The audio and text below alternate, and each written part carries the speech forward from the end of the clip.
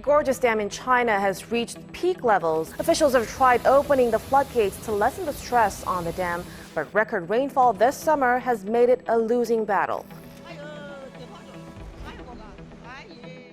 The Three Gorges Dam, the world's largest hydroelectric dam, has become a focal point of growing tensions in China as recent floods threaten its stability. In a desperate attempt to prevent disaster, the dam's overflowing reservoirs have been opened. With the flood showing no signs of ending soon, what does the future hold for the Three Gorges Dam? Join us on this special episode as we tour the submerged parts of China and the overflowing Three Gorges Dam. China underwater. China's biggest dam, the Three Gorges Dam, is on high alert because floods from heavy rains are causing problems in the southwest part of the country. Since Thursday, record rainfall in Chongqing has led to flooding in many areas, raising water levels in 29 rivers, according to state news agency Xinhua. 6 people have died in the region, which has received more than 250 millimeters of rain, the Chongqing Hydrological Monitoring Station reported. An aerial drone showed a town underwater in muddy waters. Dianjiang County in Chongqing saw 269 millimeters of rain on Thursday, the highest ever in a single day. CCTV reported that the rains have affected over 40,000 people, forced evacuations, and damaged 1,800 hectares of crops. An aerial photo shows people being evacuated from a flooded area in Dianjiang. The heavy rains and flooding also disrupted operations at the Chongqing railway station, causing 26 train journeys to be canceled on Thursday. The Flood Control and Drought Relief Headquarters raised the flood emergency response to Level 3, where Level 1 is the most severe. Chongqing's mayor, Hu Henghua, revealed that as the region enters a critical period for flood preparedness, they need to strengthen warnings, monitor closely, and evacuate people in risky areas to prevent any potential losses. Authorities are also dealing with big problems along the Yangtze River basin because the water level in the Three Gorges Dam reservoir has risen to 161 meters, the highest ever in July, according to China's Ministry of Water Resources. Heavy rainfall is expected in the upper part of the river over the next 10 days, with a new round of floods likely to flow into the reservoir, the Changjiang Water Resource Commission said. A flood with a peak flow of 45,000 cubic meters per second entered the reservoir on Friday, and 2 other big water surges are expected in late July. Overflowing reservoir. With reservoirs overflowing, authorities had to open 3 spillways at the Three Gorges Dam to release extra water. Videos online show floodwaters rushing downstream from power plants, flooding villages, and causing huge damage. Homes are underwater, leaving people stranded without electricity, food, and clean water. Zhang, a resident of Chongqing, said the continuous heavy rains have flooded many counties. There have been casualties, missing people, and deaths. Many roads are closed due to landslides caused by the relentless rain. The farming sector has also been hit hard. Cornfields and entire villages have been washed away by the strong floodwaters. Farmers who fought drought weeks ago now face the sad irony of their crops drowning in too much water. The human cost of the flooding is still being counted. People in Chongqing and nearby areas report many deaths, missing persons, and widespread property damage. Rescue efforts are ongoing, but the disaster's massive scale makes it a huge challenge. The severe flooding has raised worries about how the Three Gorges Dam is managed. Critics have long said that building the dam disrupted the natural flow of the Yangtze River, possibly increasing the risk of flooding downstream. While the dam's role in this crisis is still being debated, the main focus is reducing damage and keeping people safe. The Chinese government has sent emergency workers and resources to the flooded areas, but recovering from this disaster will likely be long and difficult. What to expect if the Three Gorges Dam fails? This situation would be much worse if the Three Gorges Dam failed. This is a scary but possible scenario. Earlier in July, a dam in Guangxi, China, collapsed. If the Three Gorges Dam failed, a huge torrent of water would rush down the Yangtze River. Even though several large lakes downstream help control floods, they would quickly be overwhelmed by the millions of cubic meters of water from the dam's reservoir. The loss of life in such a disaster would be enormous. Several smaller cities downstream from the dam have a population of 4.5 to 6 million. Nanjing has 8.5 million, and Wuhan has 11 million. The physical damage would be massive. Cities like Wuhan would be flooded, as would the nearby countryside, if, as expected, various levees broke from the enormous surge. The loss of farmland would put more strain on China's already stressed food production, which is already threatened by an outbreak of African swine fever and an invasion of fall armyworm. This, along with the rain and flooding, would raise serious questions about China's ability to feed its people. The global economic impact would be huge, not only because of supply chain disruptions, but also due to the likely financial effects of such a massive disaster. While China could import food to replace what was lost in the floods, this would affect world food markets. It would also mean that China would need to use much of its foreign currency reserves for food imports instead of other projects, like the Belt and Road Initiative. This would impact many developing countries that rely on Chinese-financed projects to improve their infrastructure. China's biggest dam failure. The country's biggest collapse happened during the Cultural Revolution, when most people were focused on the revolution and had little time to maintain the dams during heavy rains. There were no resources or equipment available to prevent the flood. After the Banqiao Dam disaster, Xinhua journalist Zhang Guangyu visited the area and interviewed several experts. They were afraid to share their opinions publicly because they might be accused of questioning the Cultural Revolution and questioning Chairman Mao. However, they told Zhang privately that the damage to the ecosystem caused by Mao's Great Leap Forward was a major reason for the dam collapse. On August 6th, a request to open the dam was rejected because of flooding downstream. The following day, the request was accepted, but the messages didn't reach the dam.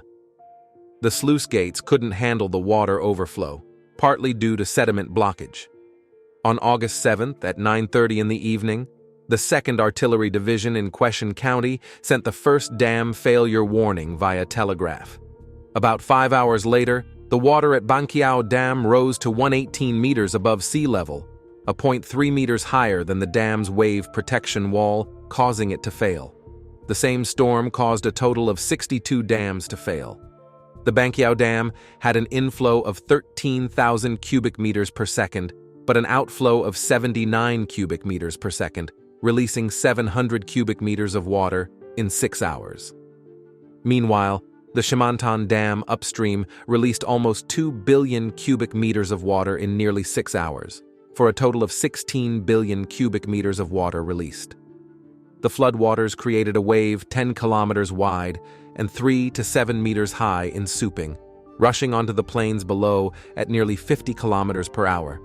This almost wiped out an area 55 kilometers long and 15 kilometers wide, forming temporary lakes as large as 12,000 square kilometers. 7 county seats, Suiping, Shiping, Runan, Pingyu, Xinkai, Luohe, and Linquan, were flooded, along with thousands of square kilometers of the countryside and many communities.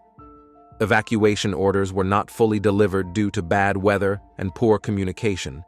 Telegraphs failed, signal flares from the 2nd Artillery Division were misunderstood, telephones were rare, and some messengers were caught by the flood.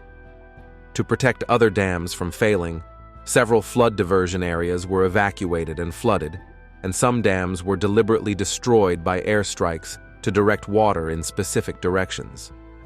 The Nihua and Laowangpo flood diversion areas downstream of the dams quickly exceeded their capacity. They released some of their storage on August 8th, causing more flood diversion areas to evacuate.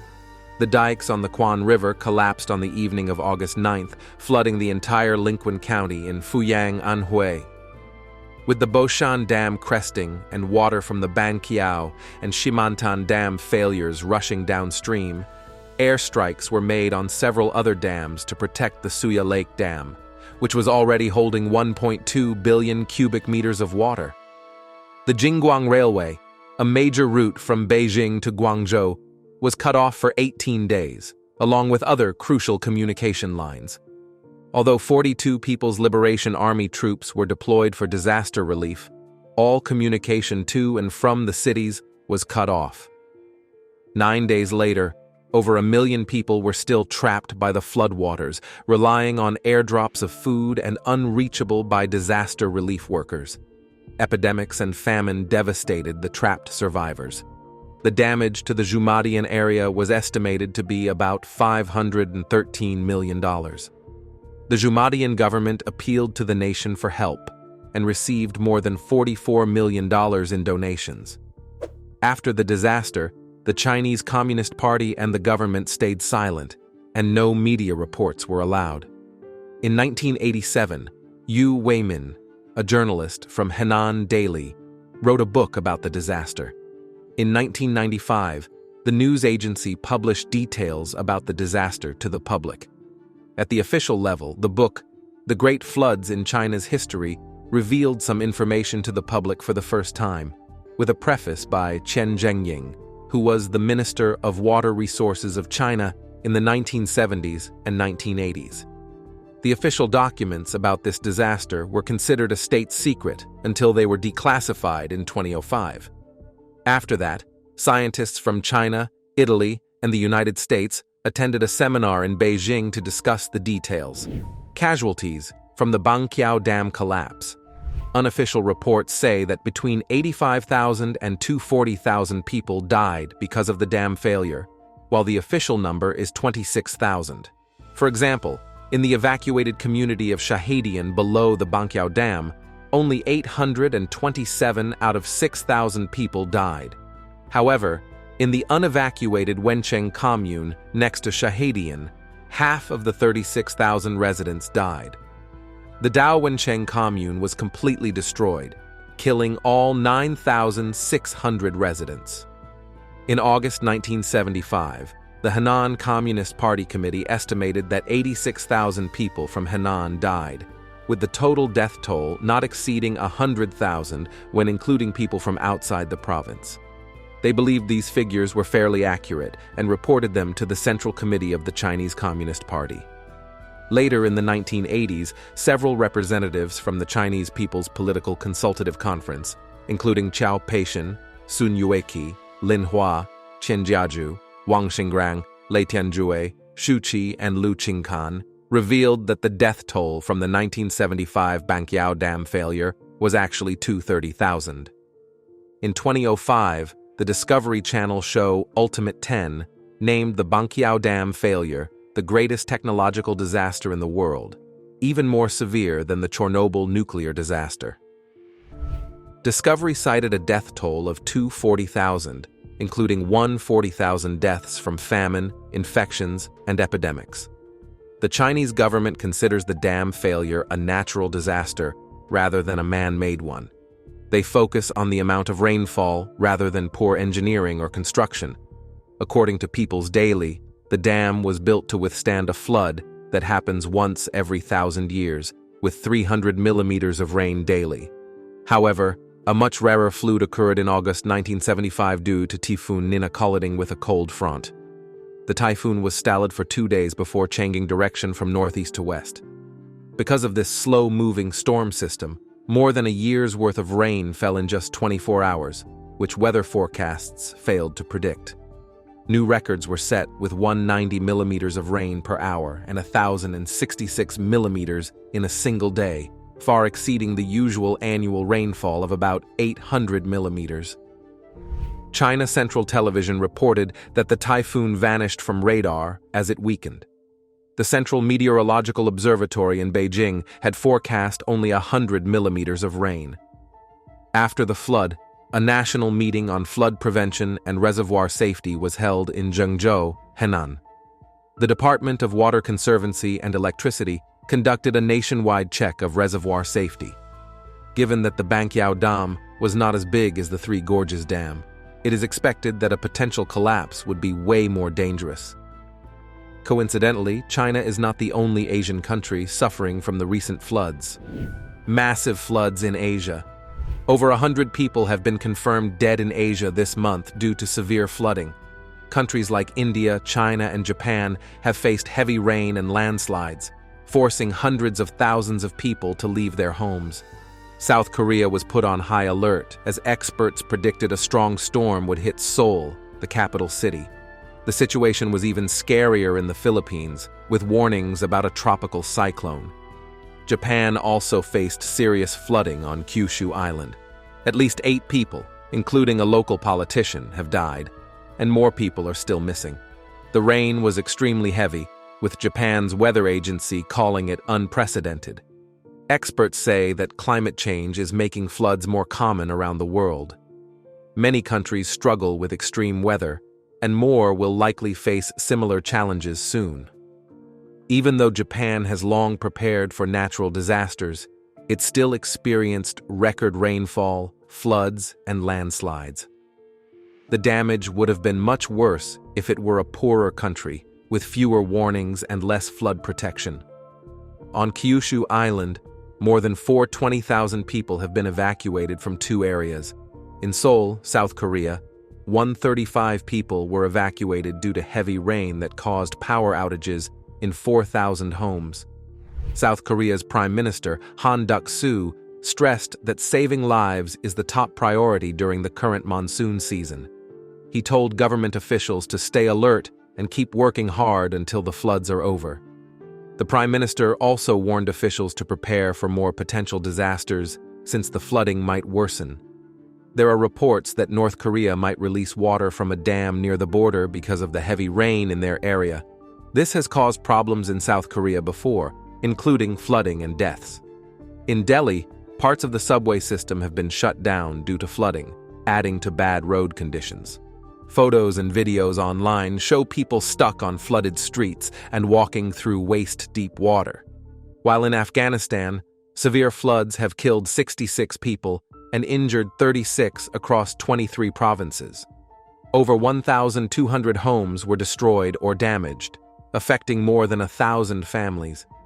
The floods also covered about 600 kilometers of roads and 800 hectares of farmland.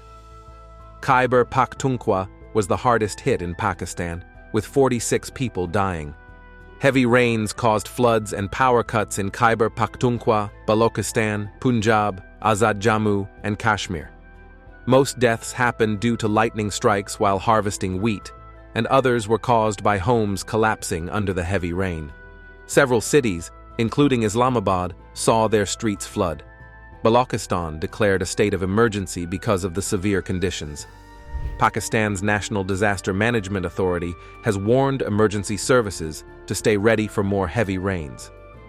The Kazakhstan Ministry of Emergency Situations reported that they had to evacuate over 96,000 people, including more than 31,000 children, from affected areas like Aktobe, Petropavlovsk, and regions such as Atirau, Aktobe, Akmola, Kostanay, East Kazakhstan, Northern Kazakhstan, and Pavlodar.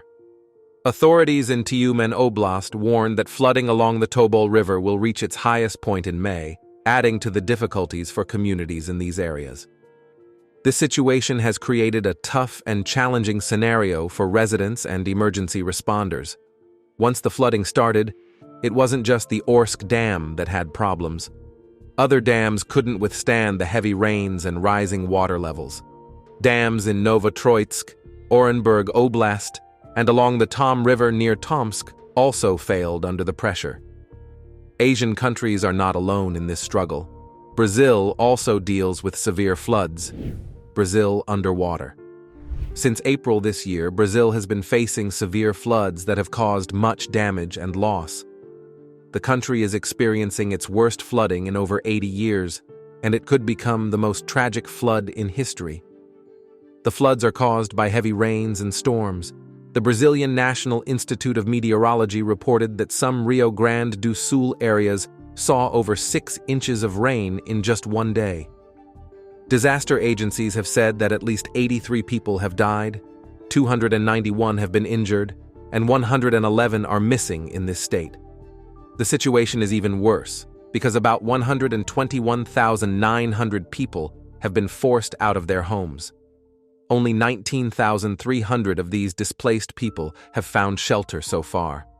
The French news agency Agence France-Presse reported that the floods triggered explosions, including one in Porto Alegre, where rescue teams were refueling their vehicles.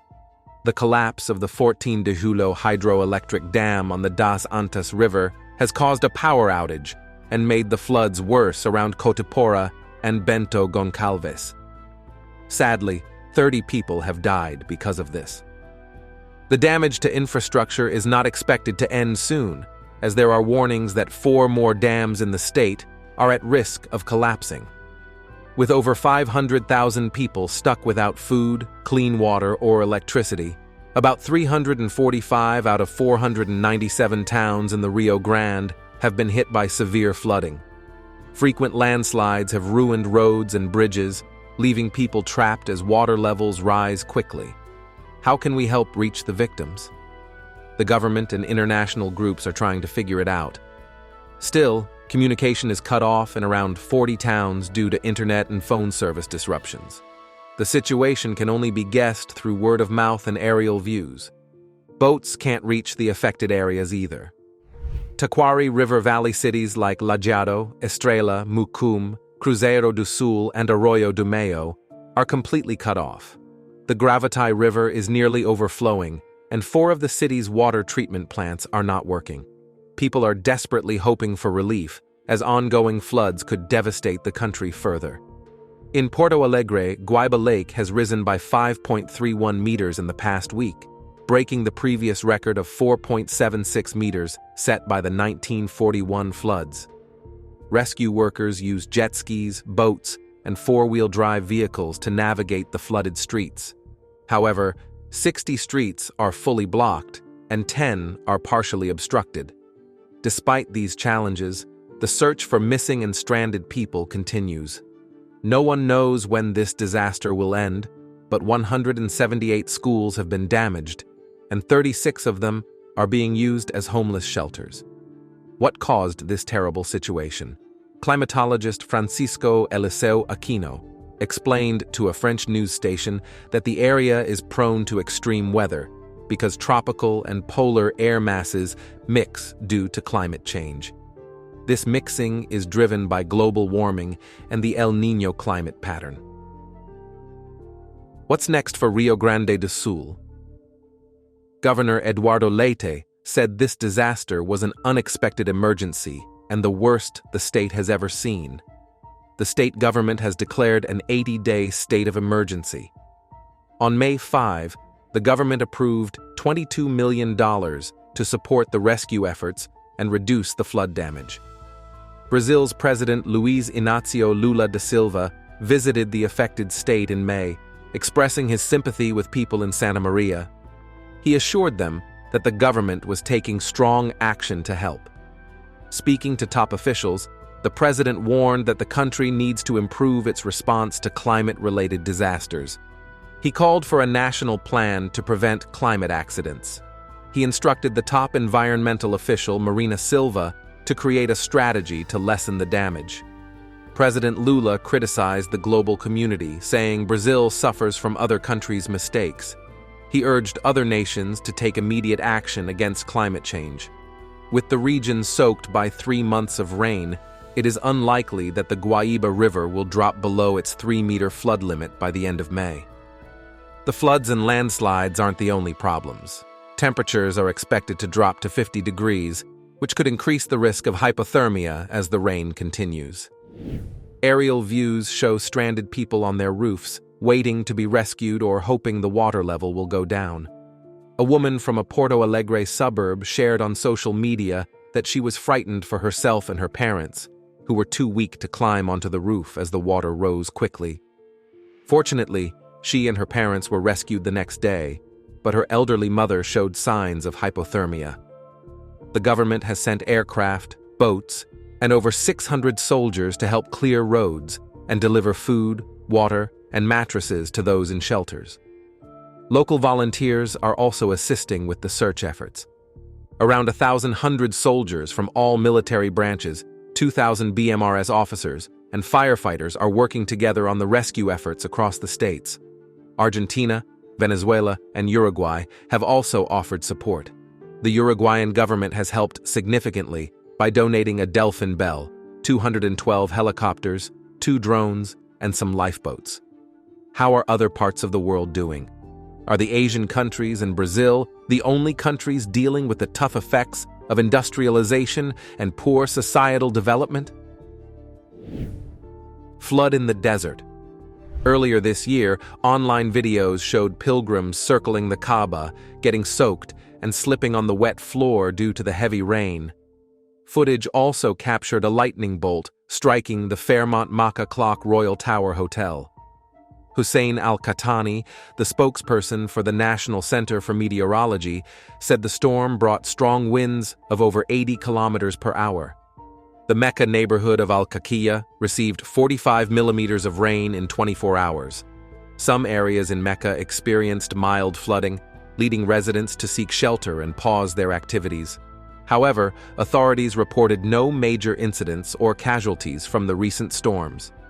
While flash flooding has decreased, more storms are expected on Wednesday, posing potential risks to Mecca and other parts of western Saudi Arabia. In Jeddah, the second-largest city on the Red Sea coast, 2 people died after getting trapped in their submerged vehicle due to flooding, confirmed by Civil Defense spokesman Colonel Mohammed Al-Karni. Slow-moving thunderstorms caused the flooding, with an astounding 7 inches of rain falling in the city over 6 hours. The King Abdulaziz International Airport reported 3.37 inches of rain by midday, causing flight delays. What's causing the floods? Recently, Saudi Arabia has been experiencing unusual weather patterns that have people talking. There have been reports of snowfall in the northwest, which is rare. These strange weather events have made people consider how global climate change might affect Saudi Arabia's weather. Flooding happens more often in Saudi Arabia because cities and buildings are growing fast. When cities expand, they replace natural areas with hard surfaces like roads, buildings, and parking lots. This makes it hard for rainwater to soak into the ground, so it just runs off the land. This extra water overwhelms the drainage systems and natural rivers, especially during heavy rain. Sometimes cities are built where floods can easily happen, making the risk even higher when it rains. Also, how cities are planned and constructed can add to the flooding problem. Human-made climate change changes the usual patterns of how much rain falls and when it falls. Rainstorms can be much stronger and less predictable, making flooding more likely. The Mecca regional government announced on social media that some parts of Mecca would have school closures on Wednesday and classes would be conducted online for everyone's safety. The Jeddah Civil Defense sent out swimmers to rescue people stranded in vehicles, and the Makkah Region Task Force used 52 water tanks and over 100 excavating machines to handle the flooding. To handle these weather problems, Saudi authorities plan to include green spaces in city planning to help with the issues caused by dry conditions. Coastal areas with milder weather will be used as examples to manage the extreme weather inside the country. Early warning systems for sandstorms and heavy rain are also very important for dealing with the weather. These plans are for more than just the current and future floods. The Saudi government wants to balance development goals with protecting the environment. Europe under siege. This year, heavy rains have hit Germany, France, and the Netherlands hard, causing widespread flooding and leading to 1 death in France. Northern towns in France were submerged, forcing hundreds of people to evacuate. These areas were still recovering from floods in November and December. Central England also faced significant flooding, with more rain expected in the south. As of Thursday evening, there were over 220 flood warnings and nearly 300 flood alerts across the country. This flooding came shortly after Storm Henk, which soaked England and Wales, making the ground more prone to flooding. What's causing this extreme weather? Meteorologist Fabian Runau says Europe's heavy rain is due to a western weather pattern.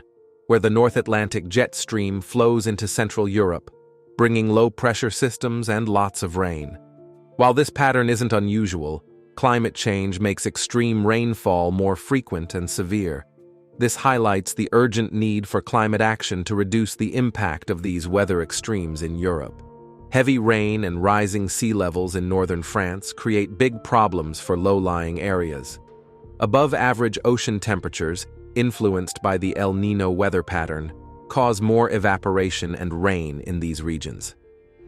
Rising sea levels over the years have made rivers more likely to overflow, worsening the flooding.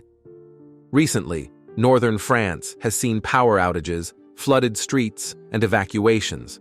Sea levels have risen by 9 centimeters in Dunkirk from 1957 to 2017 and by 4.4 centimeters in Calais from 1966 to 2018, adding to the flooding issues. Outdated water management systems in northern France struggle and need help to handle extreme weather and climate change.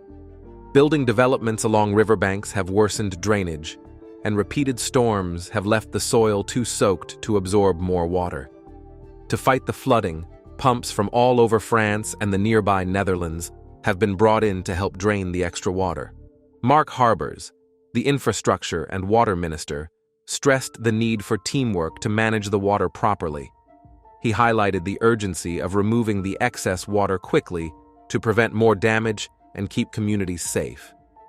In the UK, communities are suffering because of neglected infrastructure projects. Damaged flood defenses, poorly managed rivers, and bad soil quality worsen the heavy rainfall impacts. As the planet warms, rainfall is increasing. Experts say that the atmosphere can hold 7% more water vapor for every 1 degree Celsius of warming. This extra moisture makes heavy rain and intense downpours more likely. Studies show that storms are becoming more frequent and intense, leading to heavier rains and more severe floods.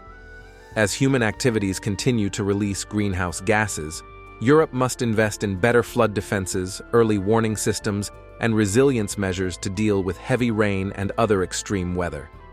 This proactive approach is vital for protecting communities and reducing the impacts of climate change across the continent. Thanks for watching. See you in the next video.